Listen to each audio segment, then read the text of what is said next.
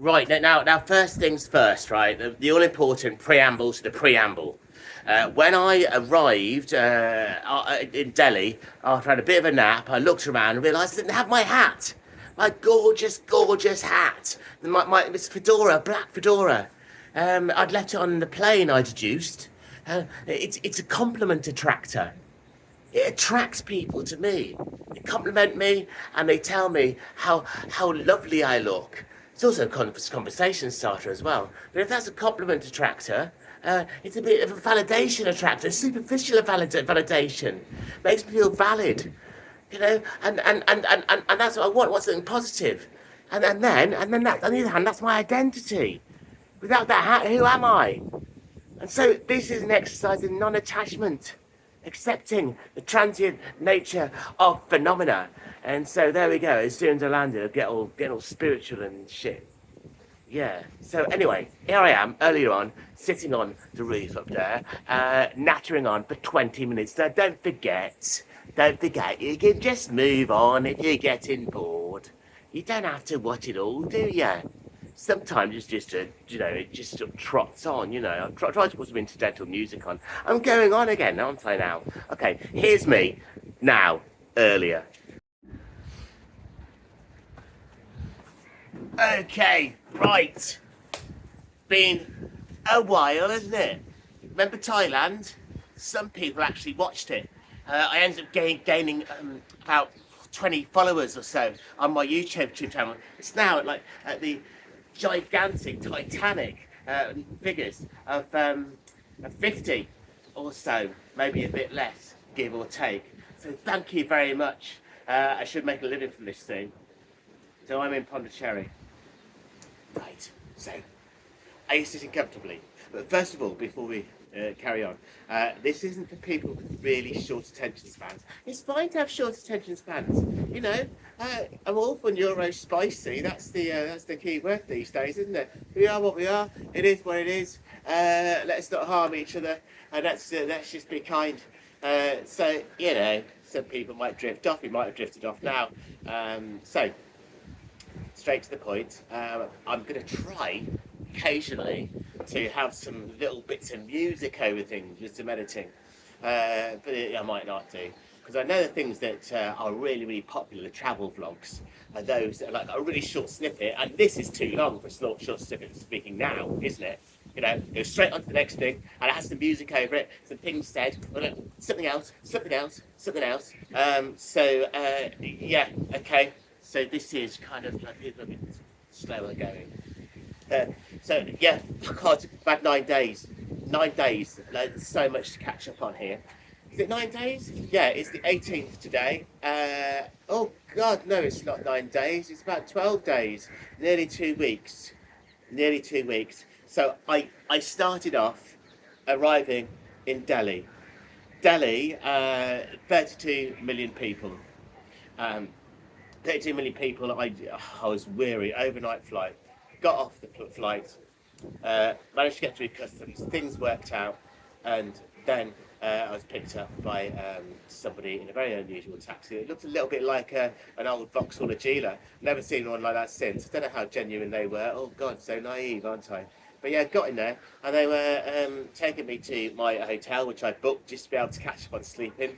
And they were playing this very loud sort of Bollywood music. They're just female Bollywood dancers on a screen at the front, and they were saying, "Oh, yeah, oh, she's nice. You like her? She's nice. Oh, really loud." And I was like, asking me if I had a girlfriend, had a wife, and so on. Turns out that my hotel that I booked, it then cancelled all reservations because there had been a protest there, and all the roads were blocked off. And so I was ultimately taken after a long time to a government tourist office. Now this government tourist office just had a stamp of approval. Doesn't mean that much. And a chap called Jan was in there. Jan was lovely. Jan was from Kashmir, a Sufi Muslim, not Sunni Muslim. He told me the politics of Kashmir. Take it with a pinch of salt, really. Don't take everything that I'm saying as read, but it's from his mouth told me that Kashmir, like 80% wants it to remain Indian, and where he's from, the Troubles are a long, long way away from that. He basically lived in the office in Delhi on a very short sofa, and his family are in Kashmir. He has the equivalent of £300 a month. 150 quid a month rent would be in Delhi, but he doesn't pay that. He just sleeps on his sofa, so he can send money back to his family. And his sofa's too short for him. I gave him a massage in the morning. So from there, he said, okay, right, I'll book you a hotel, a bit more expensive. It's the 2,000 rupees a night, £20. And we can speak a bit later today. And I said, no, I'll go to bed. I'll go to bed early, try to find my way. And so picked me up the next day. So somebody picked me up, a taxi from him. We had breakfast together. There were some dosas, which is sort of bread thing, and oh god, I can't remember the recipe. But something that's very, very hot and spicy for me. But I'm trying to build up my tolerance. You know, like a montage, like a Rocky montage, all the sweat and everything like that. So he said, well, what you can do, I can book all. You want to go to these different places? I can book some. You can get to Jaipur, Pushkar, Delhi, Agra, Mumbai. And I go on a tour of the slums in Mumbai. And I said, oh, I've got a tiny budget. You're absolutely sure? Yeah, well, I'll have a look. I'll do that. So, you know, I've got a really, really small budget. So it took a while. He got me a phone and a SIM card. So I'm set up with that. And it came up with the cost £650. What? What? 650? I told you I can't. No. I got half of that. I could do half of that, and that's an exaggeration. I couldn't. I was weary. I was overwhelmed by everything. The train bookings were difficult. And he said, yeah, okay. I'll make it. I'll make it less for you. Overall, things were probably paid over the odds. Okay. But long distance train journeys, which is what I took ultimately from Agra down to Chennai, you had to book the money in advance, especially this time of year. Or I since found out from Ellie, a friend who lives in Pushkar, that you can go the day before and queue up and get them. But you know, I didn't do that. So I wasted a lot of my budget. You could say on that, but it's happened now. And here I am in Pondicherry. There's a lot to catch up on. Hopefully your attention span's not wavering at the moment. I'll probably edit this. Yeah, maybe this bit about me editing it will be edited out. Might still be in. Don't know. But God, there's a lot of editing to do, isn't there? So yeah, where did I go? I went to Delhi. It was 2 nights in Delhi. I saw. The palaces. I saw the Indira Gandhi museum, which had reconstructions of the room she lived in. She's like a goddess, the daughter of Mahatma Gandhi. So essentially the first prime minister of India. Yeah. And also her son. God, what was her name? You'll be able to remind me. It'll be there somewhere. Her son is really revered as well. He was ultimately assassinated. There's so much to take in there. And then I went on to Pushkar for 3 days, and that's where it was really nice to my very good friend Ellie. I was booked a very posh hotel from Jan, of course, for 1 night, and I found a decent hotel, good enough for me, £4 a night, 400 rupees. After that, that was absolutely good. Just one recommended by Ellie. Now Pushkar is a place of pilgrimage. It's got an artificial lake there. People walk across India to go to Pushkar. There are 400 temples, loads of ghats there. There's a temple on each ghat. There's Babas, there's Sadhus. There's also gypsies there, also known as the Cobra gypsies, generally thought of as untouchables, which is why the women can speak to men, tourists, and grab their hand, as they did mine, and the henna tattoos are fading, and so they don't want anything. and then ultimately say they do want something in a roundabout way. But basically, caught in poverty, what would you do? Eh? Judgments. Like, oh no, they only want something. They only want something. My God, there's a lot to digest and a lot of conscience to try to figure out. Child beggars and so on. Child beggars, you know. Uh, that could be me. The dogs. I was told, I was basically in Jaipur, the hotel manager. So I'm just ignoring the dog. I just wanted to touch the dog and stroke the dusty dog and scratch it behind the ears. Just wanted a bit of affection. Really, really could do with that scratch. Gave some money to beggars in Jaipur. There's a couple of the kids, some kids who have been just messing about, and and then a man came along. He wanted to beg as well. Okay, I got out 20 rupees. He kind of snatched it from my hand before the kids could. There's such a vast difference. There are some very rich, very, very billionaires in India. There are some billionaires, dollar billionaires, pound billionaires, and extreme poverty. So yeah, come on, Tories. Yeah, that's trickle-down economics. Great, isn't it? So I went on to Pushkar, and that was beautiful. There's loads of people there, naturalised expats there, lots of friendly people, amazing shops, things to buy, and it was very, very peaceful. I think that's kind of the thing, to settle down there and have a slow pace of life and just be. My good friend Delhi, who I've done a lot of music with in the past now for 10 years, she's naturalised there. It's one of her favourite places. She's a writer now. She's a musician. But she's a writer now. She on an old Enfield bike, she went from the north to the south of India. She's travelled around the Himalayas. She was trapped there during lockdown.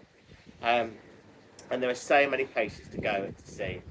Pushkar for 3 days. And then after Pushkar, Jaipur, and then again, me on my own company, seeing these incredible temples,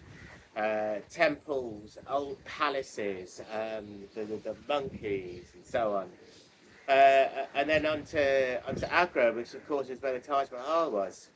Agra is amazingly clean, really clean. Jaipur, piles of rubbish in the streets with cows just rummaging through them.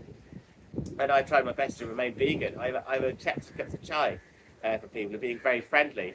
And of course, I love chai.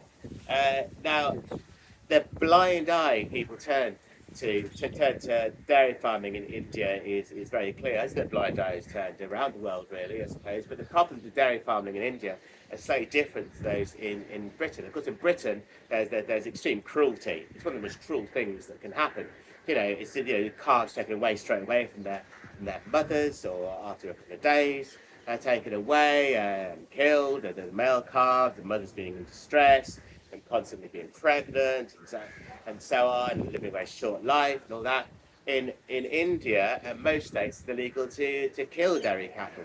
And so they have ways around that. When they're useless, they're just chucked out onto the streets, or they're sent somewhere else to be the state where it's legal to kill them for meat. And yes, the cattle are taken away after a couple of days, according to the internet. Now, if I speak to Hindus about it, they say, no, that's not how it is. That is definitely not how it is. No, what happens is that the cattle, they're allowed to grow up and used to work in the fields and so on. The male ones, we never kill any of them. We look after them.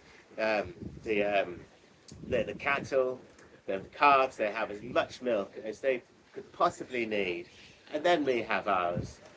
Now, that could have been worked hundreds of years ago in small towns, but you do the figures. 24% of the world's milk production is in India. And of course, there's 1.3 billion people in India. So per capita, it's by far the biggest dairy producer. So no way could it be produced in that way. But I need to know more, really. So anyway, Agra. And then the train journey down to Chennai. 32 hours. the 2AC, which is second from top. No, it's not luxurious. It was cramped. There weren't curtains. People were snoring, and I came down with a real honker of a cold. Real honker of a cold. And I'm just coming out the other side of it, really. They had the phones on late at night. Phones on until they're really loud without the earphones. I felt like just getting some earphones out of my pockets. You want some? You know. Beds were really hard, and I was just desperate just to get to Pondicherry. But anyway, somehow, when I got off the train, I managed to navigate it. I got a bus for 25p, 25 rupees, to another place in Chennai, where she got a long distance, luxurious seating and sleeper bus with beds at the top, £2.50 to Pondicherry, which is like a few hours. Yeah, like that somehow. So the price of things could vary quite a lot. It depends where you go and where you do it. So here I am in Pondicherry, made famous in the Life of Pi. Pondicherry was a colony, a French colony since the 17th century. They're very nearly all the time a French colony. Complicated history, tiny pockets. It has been Dutch, Portuguese, and British. And in fact, for some reason, during the Second World War, it was British. And then they handed it back to the French. And then in 1954, after the partition of India and after the independence was granted, it was still part of France, but then they gave it back to India. And at that point, just before then, the residents of Pondicherry had the choice as to whether they want to be French citizens or not. But the part of this Pondicherry that has the White Town, which is the blooming French Riviera. It's mind blowing. It's calm. It's peaceful. There's lovely tree lined avenues, French street names, boulangeries, Riviera. Indian people come here because it's a tourist attraction. It's Little France in India. And then when you just get outside the White Town, because Pondicherry is quite big, it's 300,000 people. It is insane India. There are actually streets with like lots of neon lights and things, and loads of noise, extreme honking. I have got a scooter, managing to navigate it, but if you're not experienced, you're best off using a scooter somewhere quite remote and not somewhere like Pondicherry. I wouldn't feel confident using it anywhere busier than Pondicherry. The main thing about Pondicherry is that one of the main things is that there's a chap called Sri Aura Bindi, who is a guru, a yogi, and he was based here, and his disciple, known as the Mother, she started off a place called Auroville, which is a conscious community that's built up, international conscious community of members from around the world since the late 60s. And basically, if you look beneath all of the tenets of it, it's kind of humanism, it's kind of truth, it's kind of kindness, it's kind of compassion, transcendence of the ego, stripping away all those negativities like bitterness and anger, fear, projections, and being conscious of what's really going on, and the toxicity of society that's built up layer and layer and layer, since perhaps metaphorically we left the Garden of Eden. And they went through a lot of court cases to ensure that it's never going to be named a religion. My interpretation of that is that it's once a thing becomes a religion, that's perhaps where the rot setting. There's this that sets in, that the problems, the conflict. There's this little figurative anecdote that Ram Dass says. God and the devil were walking along, and God looked at something, found something shiny on the floor, and he picked it up and he said, "Look, there's truth." The devil said, "Great, give it here. I'll organise it." So, yeah, I don't think they wanted that to happen. So the centre of Auroville is the Matra Mandir, which is the Mother Temple. It's a big golden sphere where you can book to go in there and meditate. I'd be very intrigued to go in there. No cameras, I'm afraid, but I have filmed it. it's a whole sort of community, these different areas. If you see an aerial view, there's all these sorts of different things going on. Now, what I am going to do is I'm volunteering at sadhana forest. Now, sadhana in Sanskrit, it basically means service, so learning through service, very similar to the concept of bhakti yoga, which is basically just doing things out of love, loving kindness and loving awareness to be able to connect with God, for want of a better or different word. So yeah, I'm going to be there for 20 days over Christmas and New Year. I won't be smoking, won't be drinking alcohol, won't be having any caffeine. We get up 5:30 in the morning, and I'll be planting trees, reforesting an area that's that was absolutely barren and was deforested. One of the main problems with deforesting around here, one of the things they grow is cashews.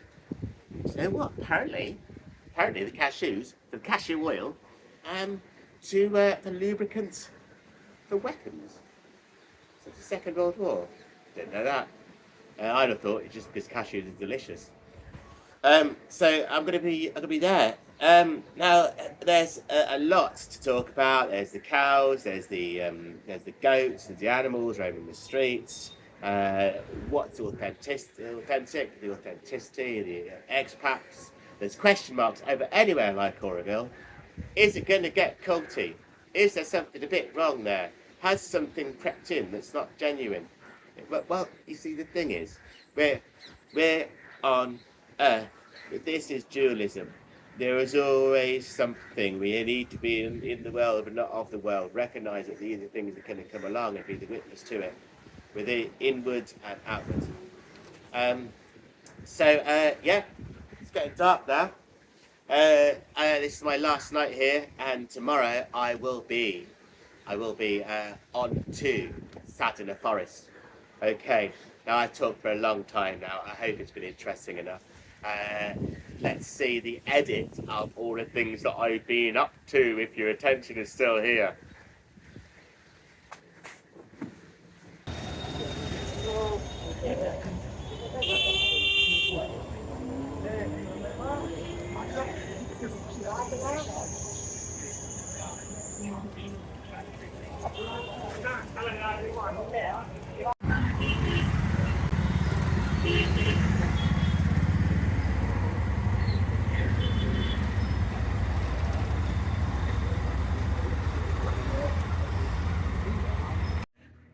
Right, here I am.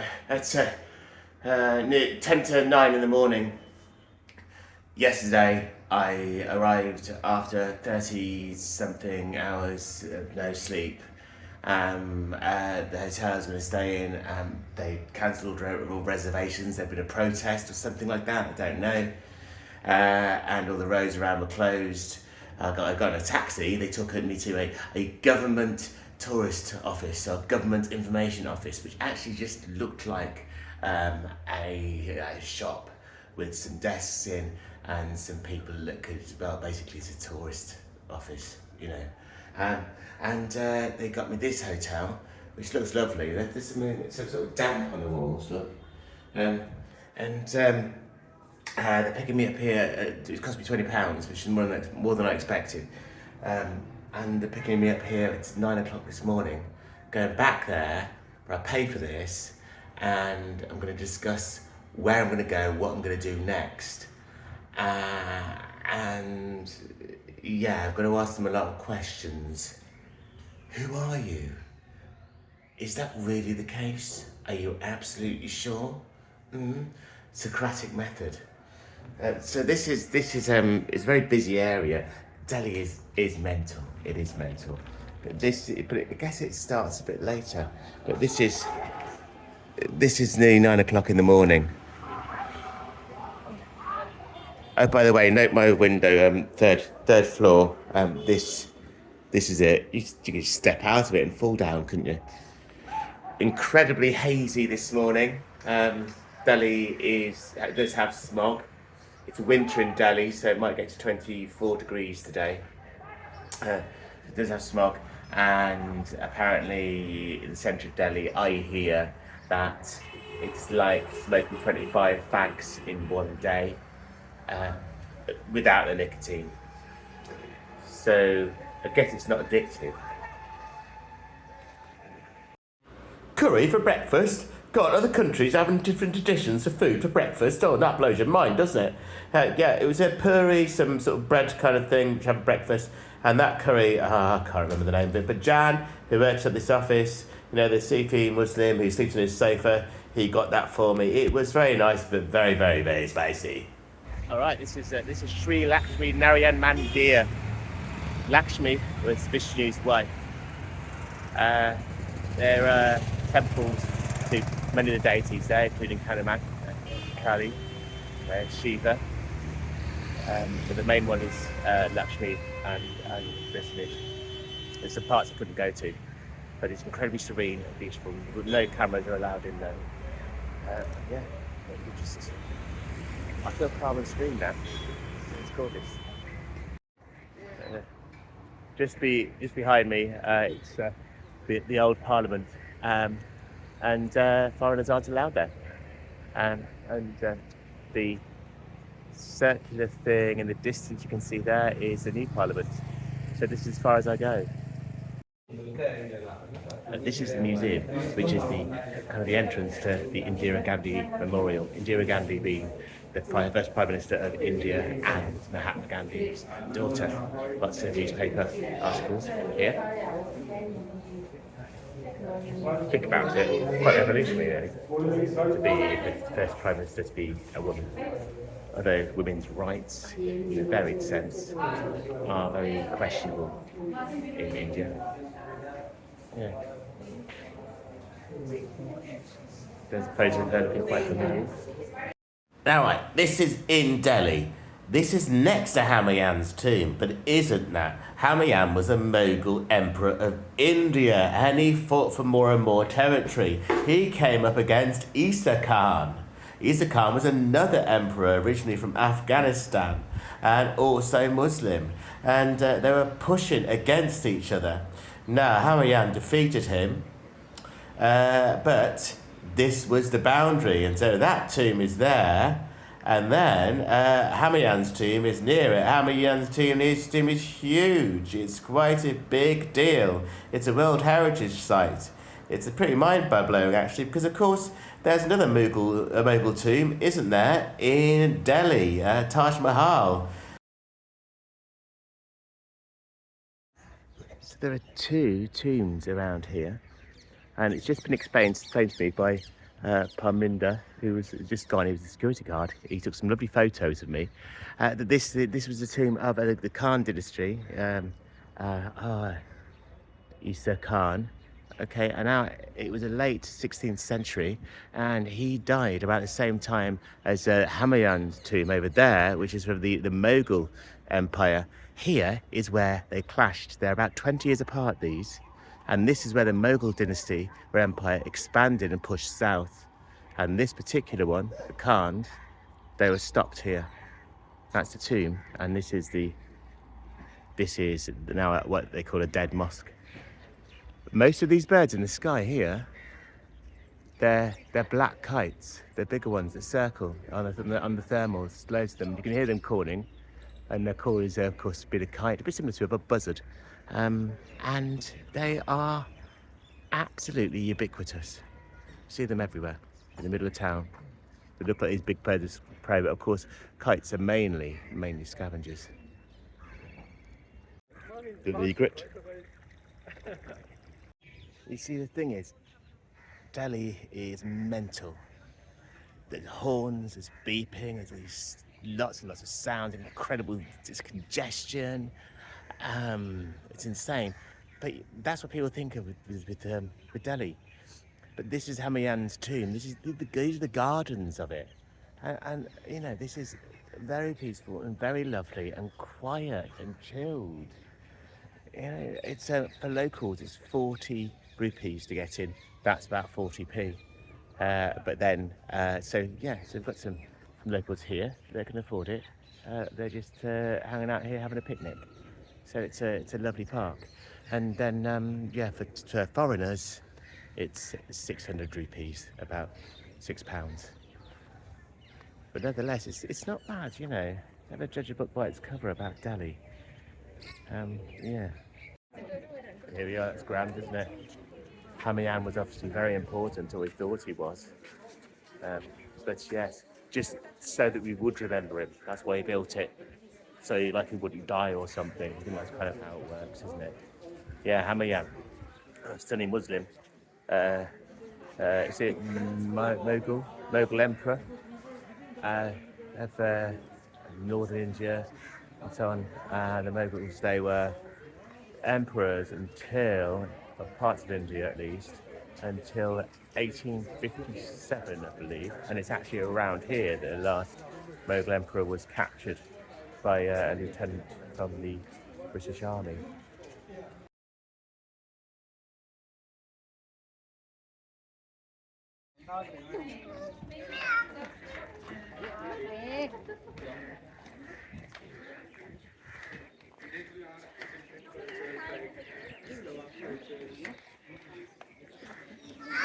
Slovakia, Slovenia,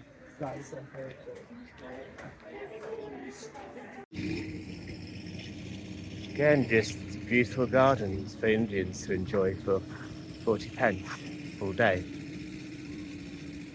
Gorgeous, isn't it?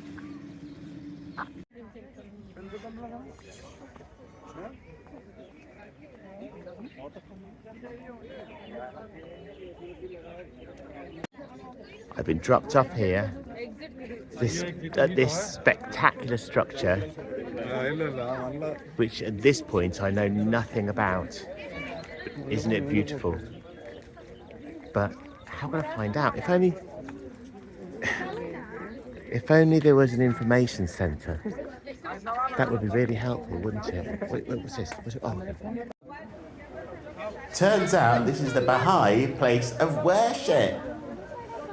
It's gorgeous, isn't it? Baha'i unifies all religions. There's quite a few religions that unify all religions, aren't there? This is India Gate, so this is the park near India Gate. And then, of course, it's a very busy road. And there is India Gate all lit up there. It's a memorial.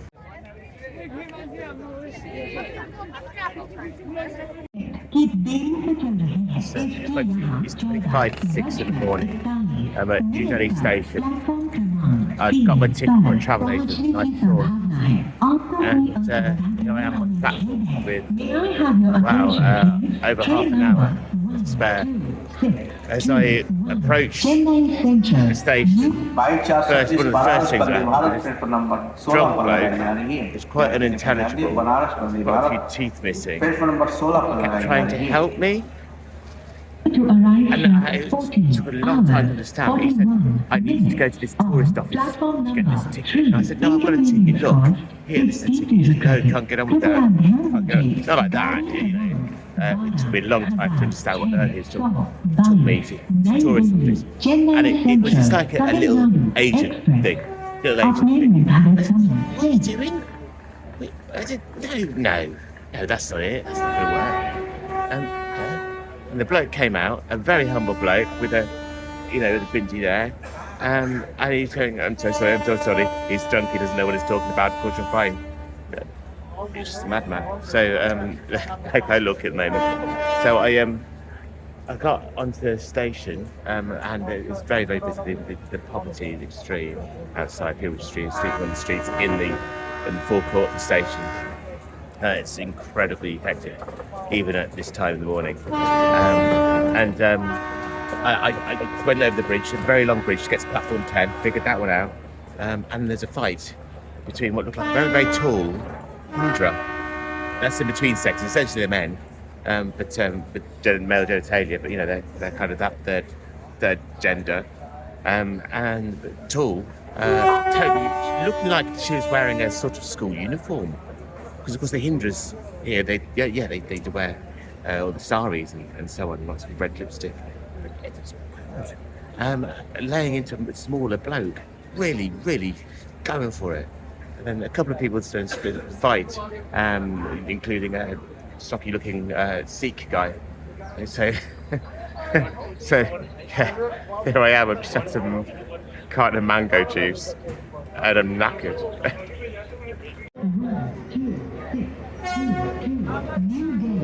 Chennai Central Tamil Nadu Express is delayed by 11 hours 10 minutes from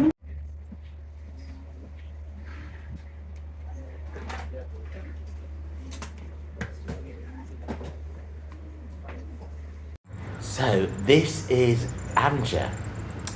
I got the train from Delhi to Amger. The train from Delhi left at 6:30 in the morning. A taxi came for me at 10 to 5 in the morning, picked me up from my hotel. When I came downstairs from my hotel, there were people sleeping on the sofas and the doors were locked, so I had to wake them up. It's quite normal for people to sleep on the sofas. So here I am on a tuk-tuk. I need to get a tuk-tuk from Amger to Pushkar. I haggled him down to 500 rupees. It was Amger again was really rather busy indeed. Loads of towns are very, very busy in India.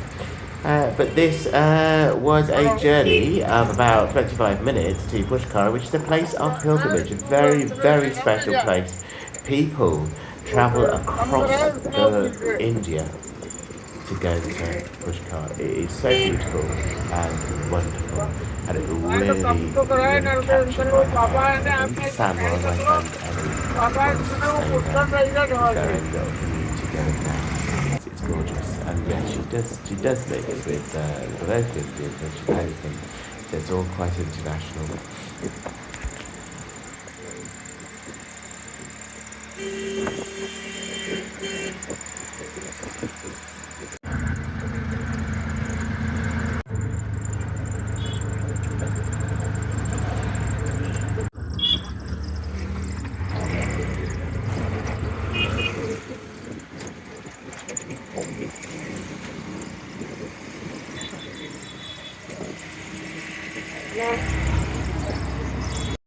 And this is incredible. After 2 days, I got to Pushkar and I met my beautiful friend that I've got so much love for.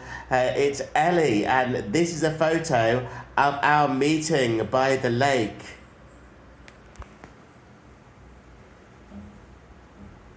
Look at that. We were so pleased to see each other. It's miraculous.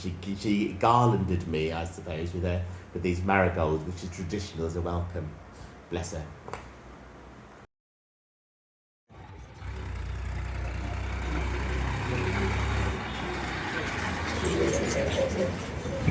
I'm now in Pushkar. A couple of days ago, I was at this tourist office and I was overwhelmed with everything. I needed to get organised, and so I booked my route down to where is it? To Chennai, which is southeast. I'm stopping at Pushkar for 3 nights at Agra and Jaipur. Agra is where Taj Mahal is. And ultimately I'll be down there in about 6 days' time or so. Now, there's sleeper trains, air-conditioned sleeper train for the long journey, which is about 30 hours or so. You need to get these 3 weeks in advance, or, you know. So what I've done is I've booked all the hotels with this person as a package, all these trains. And it cost me 350 quid. But one hotel is booked for 1 night here, which I've just had, and that must have been really expensive. But honestly, it was so overwhelming in Delhi. I need to get it all done, get out there, because it's very intense. So this, where I'm in now, this is where I should be staying. I can't afford to spend what I just did. I really can't. Keep doing that at all. But now I'm wiser. This is £4 a night. I'm going to show you a video of it. £4. It's Raj Moon Hotel.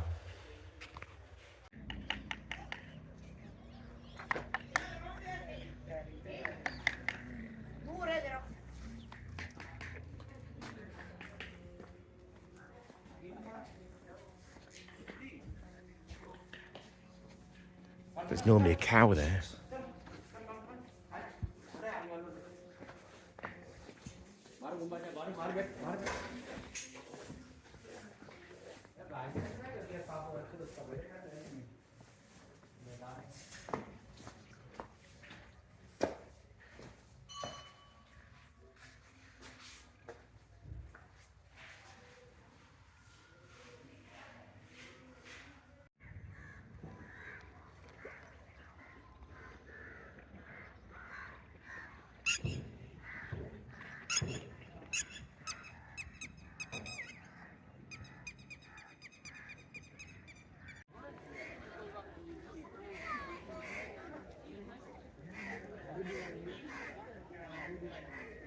This was one of the Babas. He didn't really want anything. He just wanted to be present with me. It was absolutely beautiful. I had plenty of time to walk around the lake and meditate. What I did decide to do was walk up a hill, which you can see in the background there, which had a temple at the top of it. I bought an offering, you know, some marigolds, you know, some flowers. Noticed the henna tattoos, by the way, on my hands, and gypsies got me. So I've got the cable car up there, which is about £1.60. Taking a video now. And these people that lived in Dubai, and apparently they're Jains, but they seem very much moneyed. Solo, yes. Coldness between these two, this husband and wife actually, but these were very, very friendly. I wanted to walk down, and his wife didn't, so they walked down with me, and his wife got the cable car. But look at that view, isn't that incredible? Very special indeed. This is the temple on top of a mountain overlooking the lake of Pushkar and its pilgrimage site. I did get the cable car up. I think I'll be walking down. It's a very long way up.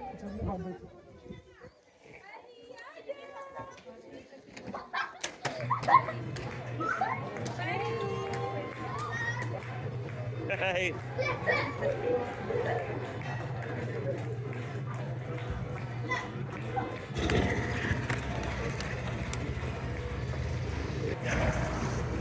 Well, Tommy tickles. Run then, roll you over. Tommy, there you are.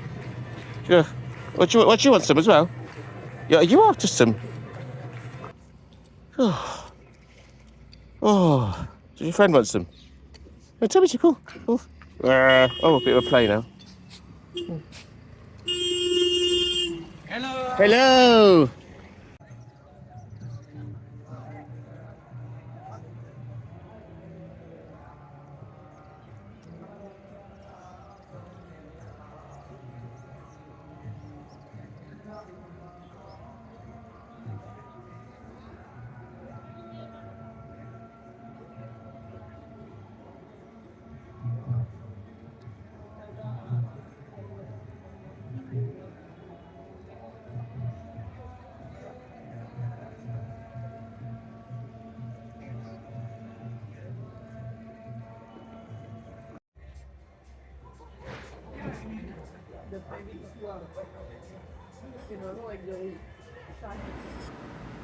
And these were the gypsy dancers. I went there with Ellie, met some lovely people. There's Greg, and over to the other side there's Rosie. I'm not sure if I've got a picture of her there.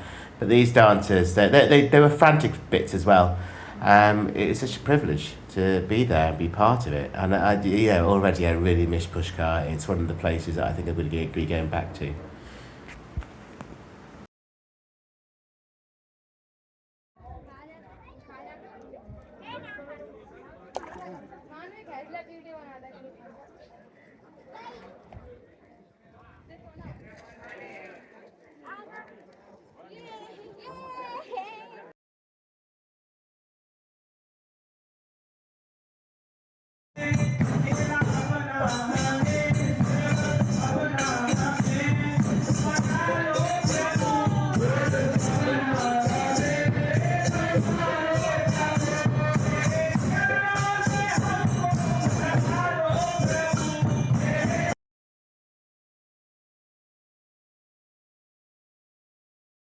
Isn't it? And that's it, yeah.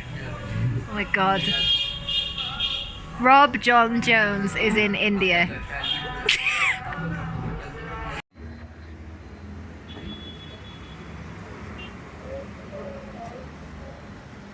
Oh, I didn't get many videos of this for some reason, but this is the main palace, the big city palace in the middle of Jaipur. Now, Jaipur, they were Hindu kings, but they were allowed to remain in charge even when the Mughals took over. Now, this actually isn't the palace, this is a cenotaph, but they're allowed to remain with the Mughals because the Raj was married to a Muslim, to a Mughal, and there was an agreement, and so they sort of bent the knee, as it were.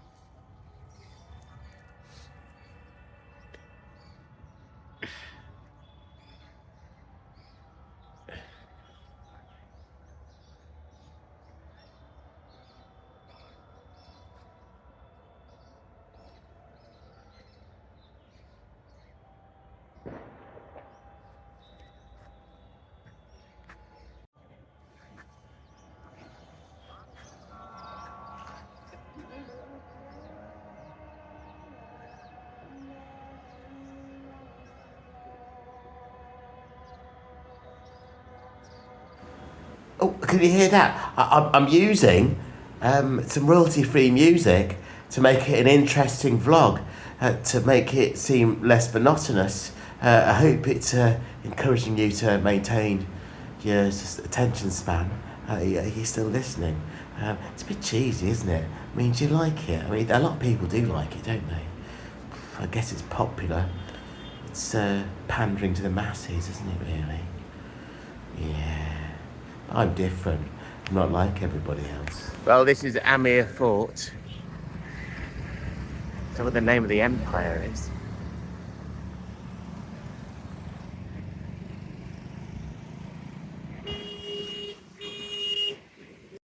There's some type of well type thing or something or nothing. I don't know. Pretty though, isn't it? It's nice though. I like it.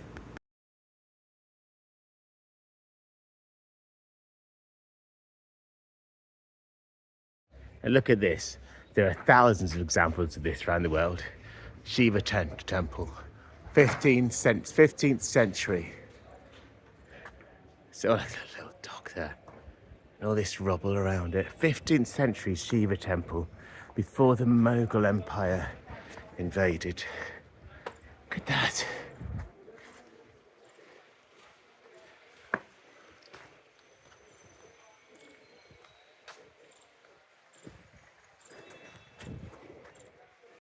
Right, I'm just in the taxi all day long with Ali here. Here's Ali. Say hello, Ali. Hi. All right. And he's teaching me some things, and I need to remember them and say them out loud. Important information is the Kachwa dynasty of Jaipur, and they were the dynasty for how long? When did they start ruling? Ali, when did they start ruling the Kachwa dynasty? Maybe 200 years. 200 years ago. That's strange because Mughals. 500 years. That sounds about right. 500 years ago, and then the Mughals took over, didn't they? And they were the Muslim dynasty called Mughal. You associate Taj Mahal with the Mughals, don't you? Yeah, and they were still the dynasty. The Mughals were ruling the Kachwa. They were like sort of what you call it, governors really, but they still allowed to be the royal family until the British took over, and then yes, and then they were still the Rajas until the independence. Kachwa dynasty. This is the Amber Palace in Jaipur.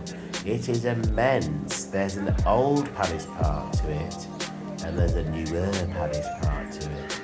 Now, the old palace part, the Raj was just the king of the area and had those huge walls, fortifications all around the city and the area.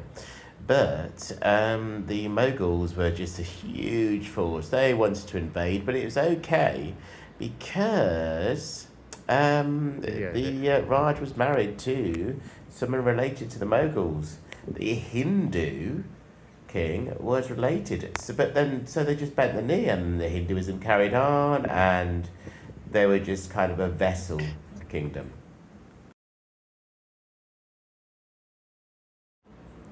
This is a bit of more, royalty-free music. It's a folder called Pollen, or something like that. For vlogs, specifically for vlogs apparently. And this one's called Mornings. It's nice, isn't it? Sort of calming, tranquil, makes you want to keep paying attention. Anyway, yeah, this is Jaipur here. Nice view of Jaipur, look.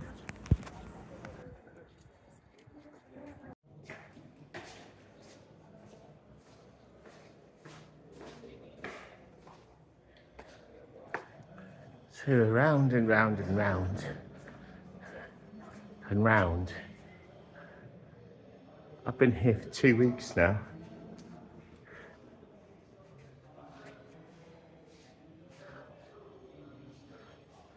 As beautiful and ancient as it is, but it's not ancient, is it? It's about 500 years old. But all I see is signs. Just signs. I'm going to come back to the same again.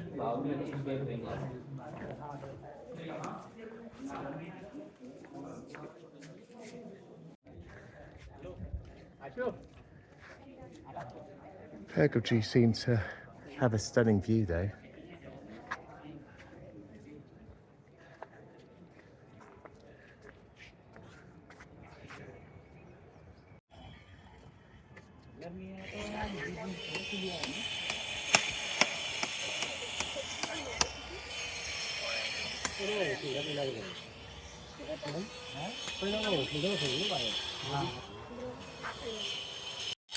I'm normally so knowledgeable about this, but I'm recording this so long afterwards now. I wasn't organised, and I'm sorry I didn't do my homework. And you know, and then another thing happened, and before I knew it, had to be on Friday.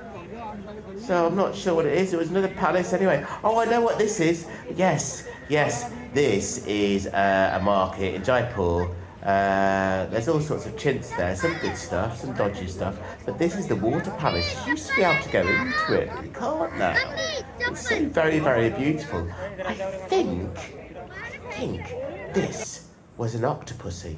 It was, wasn't it? Can you picture it? Can you imagine it? Octopusy.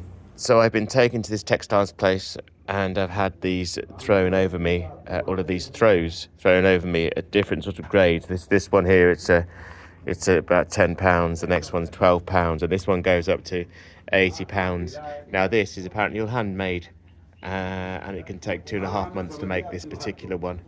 So this is embroidered, all embroidered. It's quite mind-blowing really. And I can't really afford to buy any of this right now. I wish I could to help them, but there we are. Area, I go inside the mountain. I go to very low driving and like next time. Yes.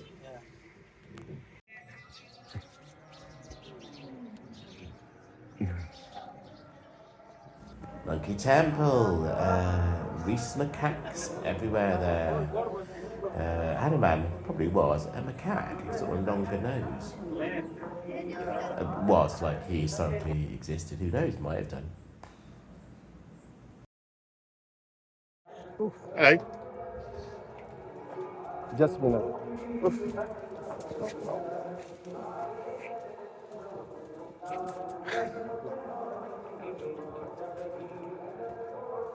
All right. No problem. Right, where are you going then, you cheeky monkey? All right, cheeky monkey. All right. Oh, you don't want it? Oh. Enjoying that? Tasty? You having a good time? Are you interested in making friends with me? Is it all about the food? We're not going to develop a meaningful relationship or anything? No, off you go. Up.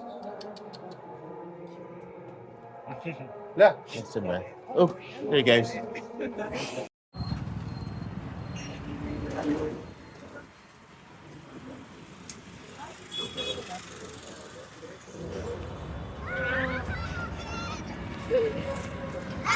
Just wandering the back streets of Jaipur, all sorts of different things. Let me take you by the hand and take you through the streets of Jaipur.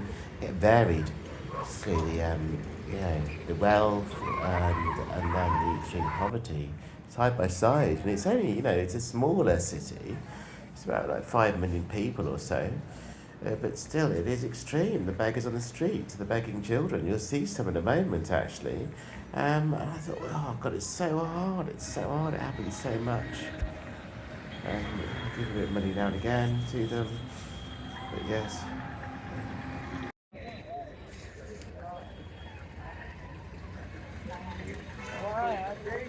This was unusual. These are Indian tourists. They were paying to dress up and have some photos taken of them outside the water palace. Place of juxtapositions. What I find quite interesting is that you can have, so it looks quite magnificent here. Of course, it's a blooming palace, isn't it? It's a blooming palace. And down here, we've just got, well, we've got this, haven't we? Not a load of rubbish dump places, you know, and this river filled with rubbish. But it still somehow attracts some bird life. In cases, actually, when there's loads of rubbish, there's a lot of bird life. And here, there's a billboard with quite a poignant message. You can make that out. You can't really say much, can you? It says, shackled, beaten, abused, say no to elephant rights. So there we go, that's something to research, isn't it?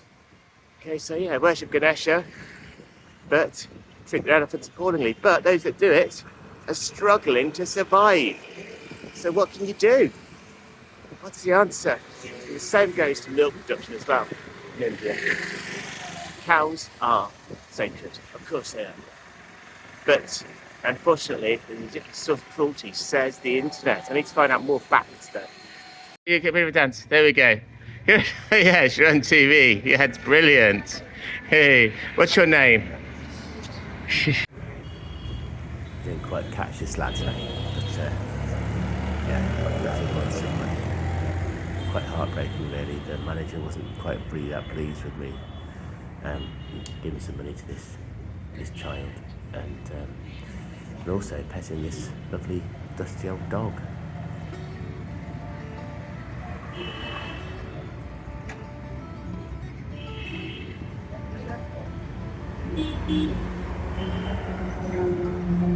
Brought then onto Agra. This is a simple train. It's very much more cramped than that. I did go on the chair car, which is a bit more luxurious.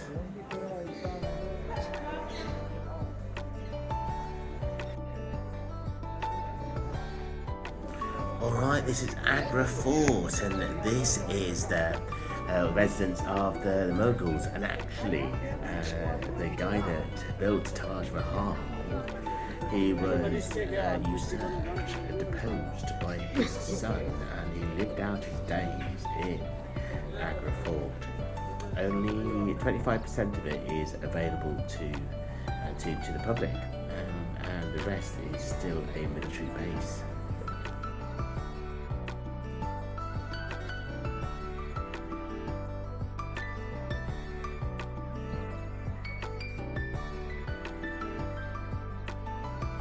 I looked it up on that famous search engine, you know, the one, what's it called, Ecosia, was it Alta Vista? Yes, this is the Indian three-striped squirrel, and it's tiny in comparison, it's the size of a chipmunk. This is more travel vlog music called As Leaves Fall.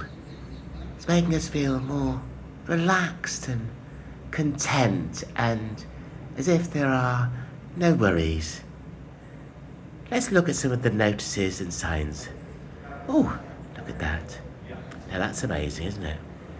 This constant beautiful architecture. And I hope you're enjoying it. These are things that I saw, and the music depicts how I felt. Oh, this, right.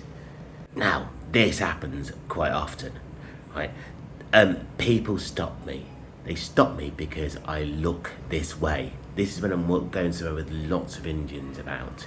They stop me because these people, they kept changing over, taking photos of each other with me and so on. 2 of them with me, 3 of them, 4 of them, 5 of them, and more and more gathered around, you know. So I thought, I may as well have a photo with all these people that wanted a photo with me.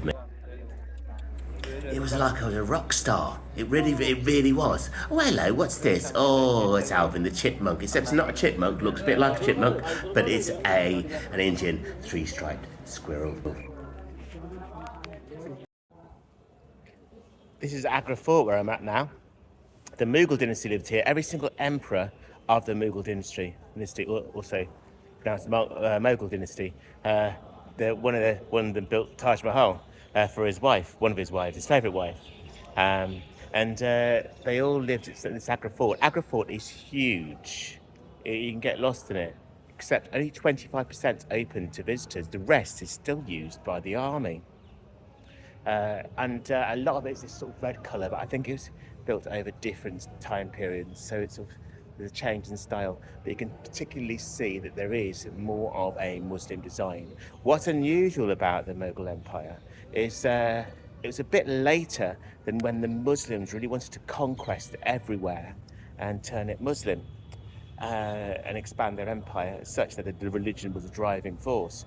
However, the Mughal Empire accepted the Raj in Jaipur because they were connected by marriage to the Mughal family, and so Hinduism continued. It just continues in India, and Islam continued in India, perhaps setting the scene or tradition for religious acceptance and secularism. So yes, here we are. Stunning, isn't it? Beautiful.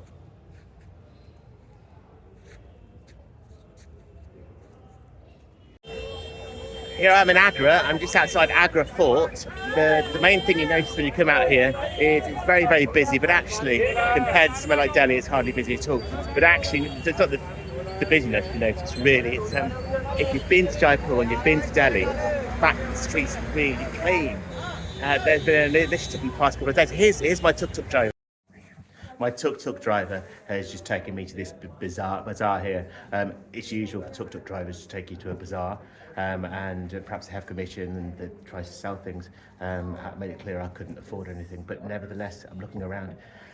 It's very hard not to be absolutely mind-blown by the skill and the effort and the patience involved in some of this work. Okay, so I mean, this man here, his father had an award, but he's doing all of this by hand. I'm going to show you some of the artwork in a moment. And the smaller ones can take 15 days. The larger ones can probably, I don't know, take months and months. So much effort. And I think, they're probably not paid what they really deserve because it's stunning. It's very, very impressive here. So, for example, how long would it take to make that one over there? This is 1.5 years. 1.5 years. Yes. Goodness. And one of those peacock designs up there? Because this is 6 months. 6 months. Yeah, One this person, is 6 months. And this is 15 days. 15 days for that. This is silver wire. Yes.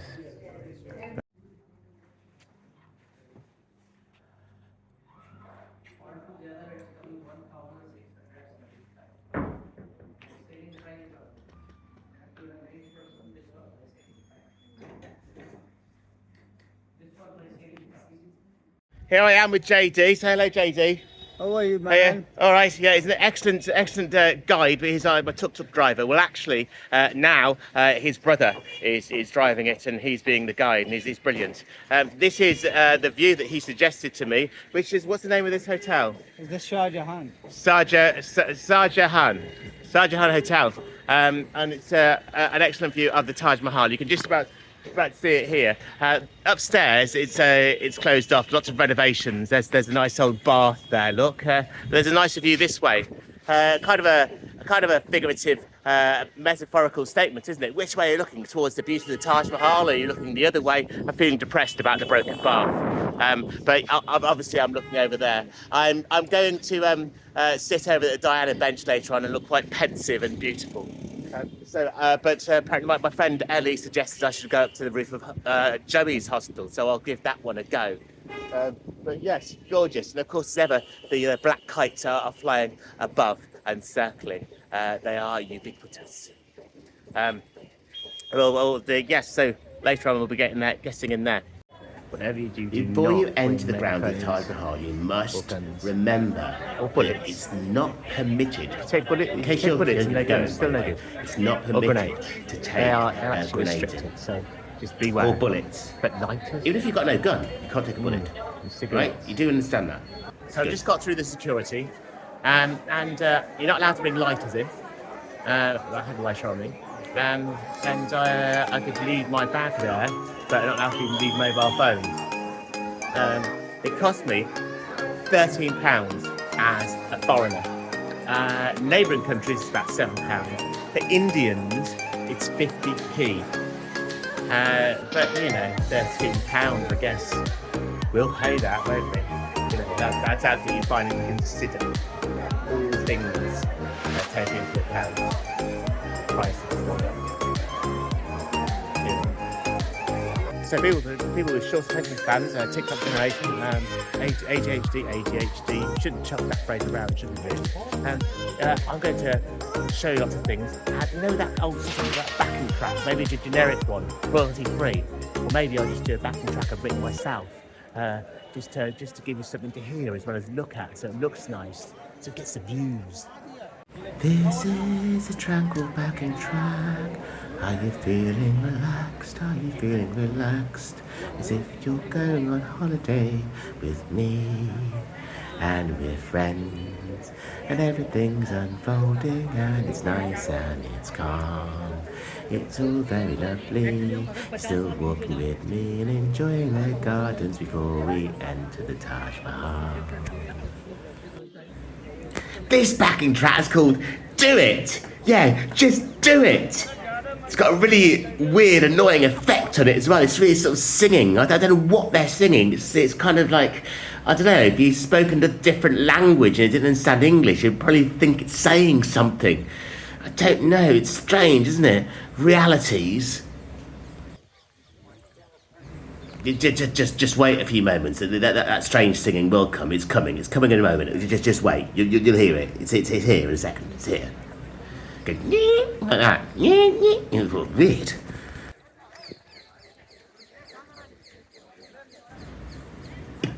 It could get really irritating, like some strange sort of torture. So I'll switch it off. So I'm sorry about that. Sorry.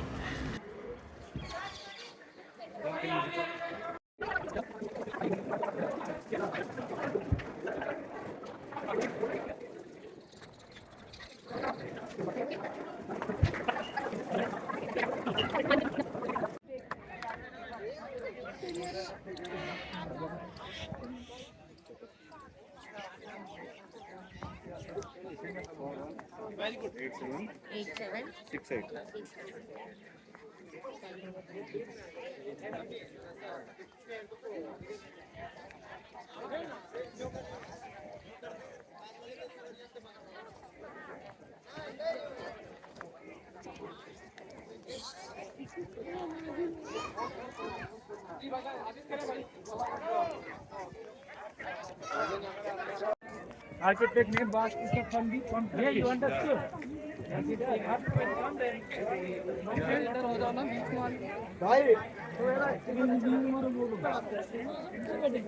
So it's really hard to express the immense size of it and the purity of the whiteness. And plaster, there's a lot of marble in it, and the intricacy of the artwork. And this is only a long way away from it. He must have really felt intense emotions for his wife. I guess it must be more effective. You can lob it further. All right, I'm right next to the Taj Mahal over here. What you see is Yamuna River, which is a holy river, and it merges with the Ganges or the Ganga over the other side. Not everyone knows about this. Now, of course, first of all, before I tell you about what's on the other side, this is the Taj Mahal, and it was built for the wife of Shah Jahan, the Mughal emperor. Okay, now before Shah Jahan died, he started to build the Black Taj Mahal, and you can see the foundations of it there. The beautiful building. There are only a few tourists over there. Now, he didn't build it because he was deposed by his son, Aurangzeb. Imagine that. His son deposing you in some way. That's a pity, isn't it? Eh? You know, having a ridiculous amount of money, all the power, but still troubles and woes. Who knows? But I guess he channeled a huge amount of passion towards his wife. Of course, this is the idea of the ultimate romance. That's why, partly why Diana, Queen of People's Hearts, had her photo taken here. I think it was she hanging out with what's his name then? You know, what's his name? The guy, Mohammed something. Yeah, maybe Al Fayed? No, that's his dad. Oh, I digress anyway. Yeah, it was beautiful here. Look at that. And Agra is a surprisingly clean city. Look it up. Compared with Jaipur or whatever, the streets are very, very clean, and that's quite a new thing.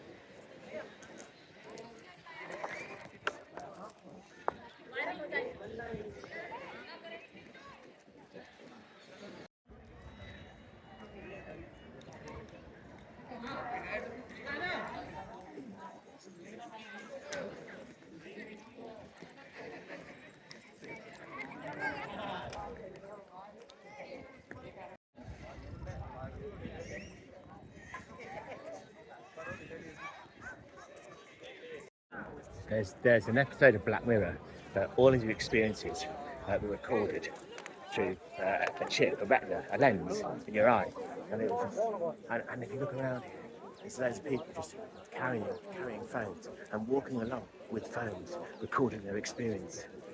Can't see it at the moment, but when I walked through that door, I was doing that. But you see, the thing is, I look exactly like one of them. So, you know, one finger pointing, three fingers pointing back at yourself. Here you are, Agra Cant. It's all working out.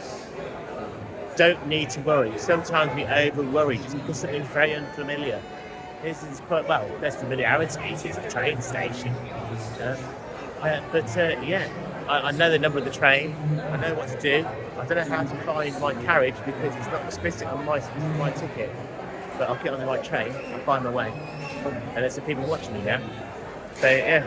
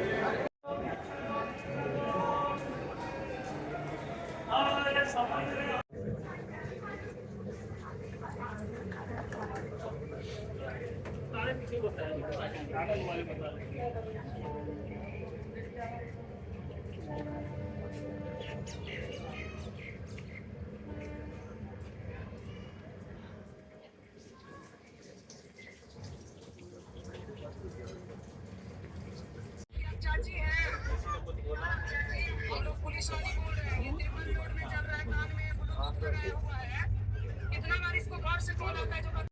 is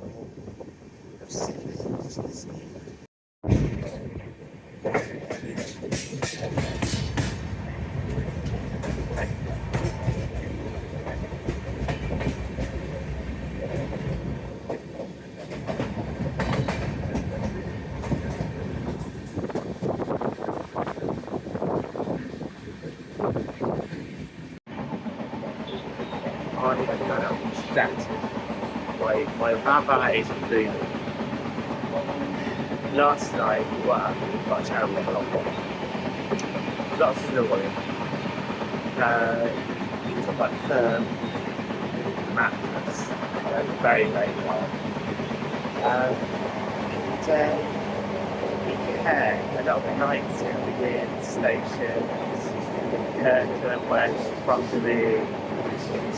Now I'm in 2AC, which is the next class down the top one. Journey of 32 hours cost 35 quid. Top one, 55 quid. But I just couldn't get that because you got to get it a bit more advanced this time of year. So I'm full. I'm absolutely shattered. Like a night ago. I should be really enjoying this experience. I'm just a bit stoked about it, even though it doesn't sound like it's cheap.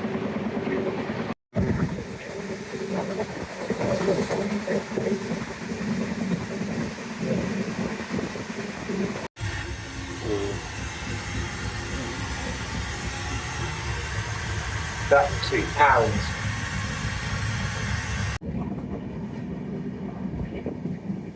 Before the advent of plastic, people just chucked banana leaves out of trains. Now that was fine, wasn't it? Absolutely fine. Organic matter, no problem.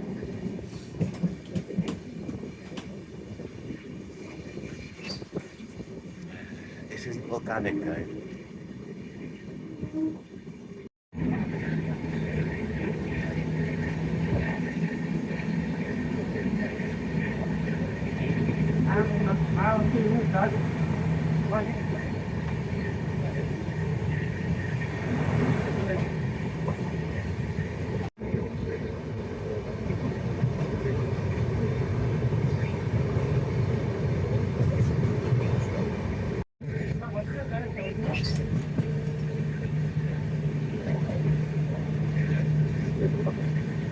Do you remember, I think it's BBC4, quite a few years ago, they had these things called rail journeys or bus journeys through scenic areas. And it was for a couple of hours. And it was just filming the journey. That was it. No commentary. And people like that.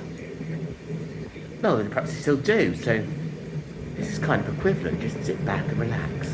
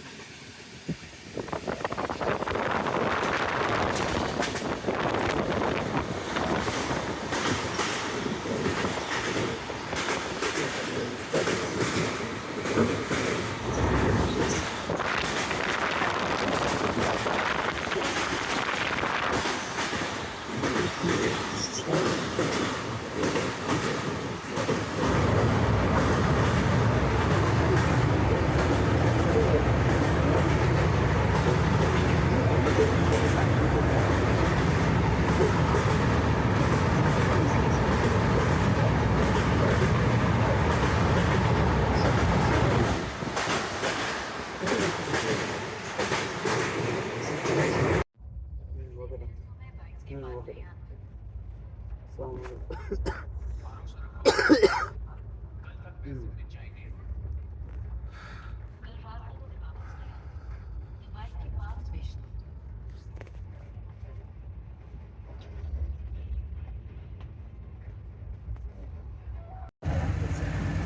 half past 6 in July, and it's suddenly tipping it down. The heavens are open, first rain really experienced here. And I missed the train to Pondicherry because we were late getting in. I'm knackered. And we've just got on a bus to, well, I've been plonked on a bus, and I've since managed to decipher that I'm going to be on this bus for half an hour to the end of the line, and then they're breaking the buses from there to Pondicherry. They'll find a way, won't they?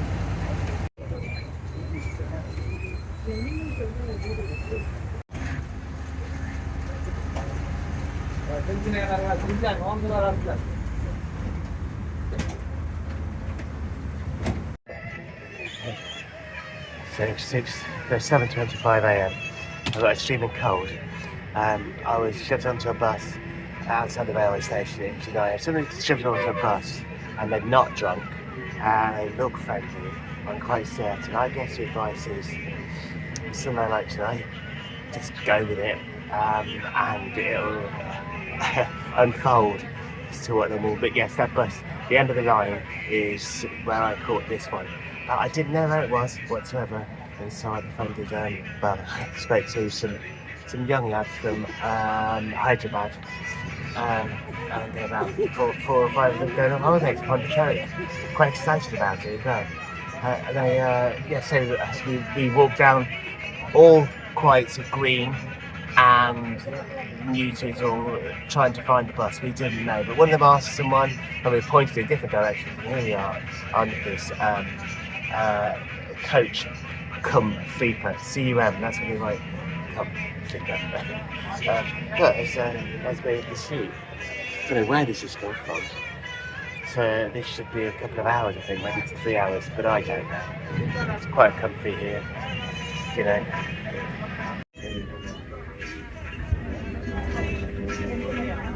Oh yeah, and also, I still don't know how much it is. Might be about £2. Here we are, stopping at a little service station for some unusual snacks.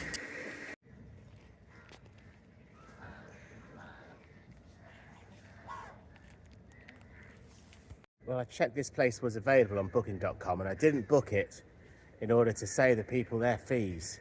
And I just turned up. But there was nobody there, and the gate was locked. It was a homestay. I think word homestay is used quite loosely, but yeah, but normally it means somebody else is living there, or it's somebody's home, or whatever. There's no proper hotel reception, so there's nobody here. So what I had to do was book it, and then I got their phone number and I gave them a ring because I'm really early. It says check in from 1 p.m. and it's about 10:30 now, and I'm absolutely shattered, of course. But I've made it to the edge of Pondicherry, and I'm going to go into the old town, the White Town, relatively soon after I've had a nap, and look at hiring or renting a bike, a scooter, maybe for about £2 a day, 200 rupees. So this is it. This is the French Promenade, the French Riviera in India. Pondicherry, affectionately known as Pondi, featured in The Life of Pi. Most of the time since the 17th century, it was under the French Empire until 1954. The White Town has lots of French architecture. It's all lovely and peaceful and calm. Here it is.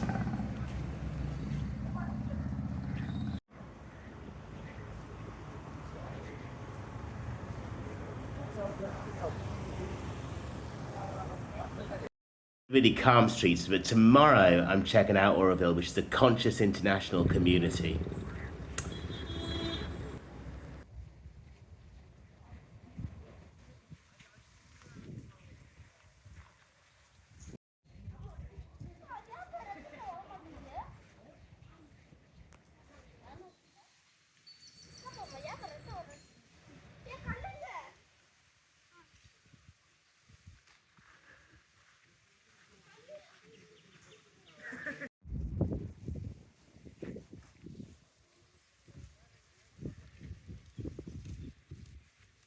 this is the Matcha Mandir in the middle of Auroville. The literal translation is Mother Temple, and there's lots of building going around it still. It's been going on since 1968. 1968, this whole thing started. And a lot of the park is finished. You can get a ticket for free to walk over here. It's quite a long walk. It's a pleasant walk though. A lot of lovely buildings, and it looks a little bit empty at 10 o'clock in the morning. But when you get here, it's obviously a huge amount of work's been done on that. It's beautiful, and it's supposed to be a centre. It's like I suppose you can say the karmic centre or the energy centre of the whole thing, the whole concept. You can go inside there, and they're going to book 3 to 7 days in advance on the internet. So more about this later, but basically it's a huge conscious community, and it's had to be ruled in court that it wasn't technically a religion, perhaps because, as we know, all religions, you might know, I'm aware of this, all religions start off as absolute truth, unity, beauty, kindness, free of the ego. Then ultimately they can get corrupted. Maybe that's what the founders were really worried about. And so technically it's not a religion. Auroville is not a religion. It started with the Sri Aurobindo and is followed the Mother. So as some people say, it might be a cult. So, make up your own mind. My feeling is that it's trying not to be a cult, as in extremely religious and dogmatic, and it's supposed to transcend all of these rules and just sort of revert back to kindness and what transcends the ego. Things seem to be very, very much dispersed because there's apparently about 3,000 people living here. The aim is it's going to be 50,000 within the next 20 years. So there has to be very special people living here, I guess, that really have got it in their heart, a gracious heart, to live in a proper community, a commune. This is kind of communism in a way, communism in a true sense, because everybody in a communist or a society or a commune has to be a communist, and that means completely selfless and kind, and recognise that we're all souls meeting souls. I don't think, from what I read in the history books, that Stalin was quite there, was he? So I stopped and had a coffee by the visitor centre. And really good prices, loads of vegan stuff, and this chap is a regular there. I couldn't understand what he was saying at the time. Sometimes I could, but he was telling me I should go to the local Shiva temple that he goes to. I've got that marked in my map. He was called Kali something. Oh yeah, and here's some of my breakfast. It's an onion uttapam, 65p. It's absolutely delicious. They have two of them. It's very hard to lose weight in India if you've got stuff like this going on. Pondicherry or Pondi, southeast India. You'd expect a tropical beach with palm trees lazing about in the sun on sun loungers, wouldn't you? But look, is this normal? I'm going to have to research this, but yeah, it's warm, it's humid, but there's a bit of a chill now. There's so much wind coming in. So obviously, what do you call the sea over that way? It's a research, don't I? Yeah, so it's beautiful. And there's these out. Right, I'm at a beach by Pondicherry. It's called Auroville Beach. I don't think it's part of Auroville or Auroville. I've looked it up, and the interweb tells me that the wind in Pondicherry is usually extremely calm. I'm not entirely sure why this is. It's not cold. It's not really cold. There's a really strong wind here. It might be something to do with the weather system, because actually the monsoons are until about December. There's been a lot of rain here. Normally monsoons are around, Western we call it summer, around India, but the Western Ghats, in the central India towards the bottom, they call the specific weather system out here. And so soon there's going to be the dry season. So actually, it gets extremely dry, and there's no rain here for a long time, very long time. Nevertheless, it is pretty green. apart from some bits that have been deforested for food, for plantations such as cashew plantations. Cashews are not indigenous to India. But anyway, I digress. So yes, normally extremely calm. So I don't think this is going to be a place where I'm going to do the intro to my vlog, which I've been putting up for a long time. Alright, I'm at a beach by Pondicherry. It's called Auroville Beach. I don't think it's part of Auroville or Auroville. I've looked it up and the interweb tells me that the wind in Pondicherry is usually extremely calm. I'm not entirely sure why this is. It's not cold. It's not really cold. There's a really strong wind here. It might be something to do with the weather system. Because actually the monsoons are until about December. There's been a lot of rain here. Normally monsoons are around, well, Britain we call it summer around India, but the Western Ghats, in the central India towards the bottom, they call the specific weather system out here. And so soon there's going to be the dry season. So actually, it gets extremely dry and there's no rain here for a long time, very long time. Nevertheless, it is pretty green, apart from some bits that have been deforested for food, for plantations such as cashew plantations. Cashews are not indigenous to India.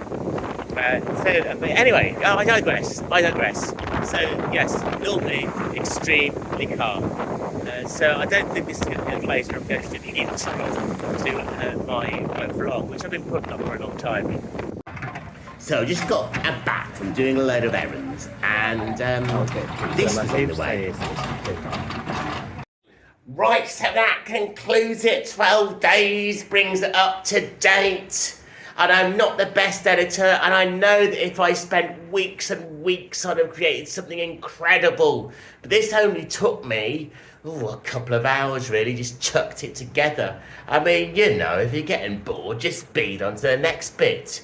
But maybe you've not even got to this bit, but if you have got to this bit, well done. Congratulations, you've made it. You've passed the test. So this is it. Tomorrow, the other side, I'm going to be volunteering at Sadhana Forest, which is technically part of Auroville, a conscious community. It's a really interesting international experiment. I went there the other day.